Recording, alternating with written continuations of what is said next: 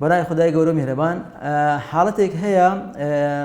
بۆ ئەوانەی کەوا با بڵێن زەختیان هەیە پێش ئەوەی کە پێیان بڵێن ئەوە نەخۆشی با بڵێن زەختی هەیە چەند ساڵێک پێشوەخت بە قۆناغێک تا تێپەڕیوە کە پێ دەڵێن قۆناغی پێش زەخت وەکو چۆن قۆناغی پێش شەکرەمان هەیە قۆناغی پێش زەختیشمان هەیە نەدەتوانین بڵێن زەختە نەتوان بڵێن تەواوە یعنی بۆ نمونە 13 لەسەر 8.5 13 لەسەر 9 لە بۆ ئەوانە چ بکەم باشە بۆ ئەوەی نەچنە قۆناغی تر کە قۆناغی زەختە یەکەم شت ئەوی زۆر مهمە ئەویش ئەوەیە گۆڕانکاری لە شێوازی ژیانی خۆی بکات بۆ نمونە ئەگەر وەزنی زۆرە وەزنی کەم کە کەسێکە چالاک نییە و حرەکەی نییە و دایمەن دانیشتە هەوڵدا حرەکەی بکە بەلایانی کەم ڕۆژانە 25 دقه بۆ 30 دقه بە پێ بڕوە هەفتانە 150 دقه بە پێ بڕوە تۆزێک بە ڕۆیشتنێکی خێرا هەروەها کەمکردنەوەی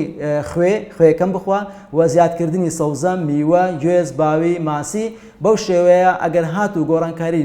لە شێوازی ژیانی خۆی کرد ئەوە ناچێتە قۆناغی تر کە قۆناغی زەختی پێ دەڵێن و دەپارێزرێ لە ماگە خراپەکانی نەخۆشی زەخت بە هیوای ساغ و سەلامەتی بۆ هەموو لایەک. میهرەبانی دڵسۆزی و لێزانی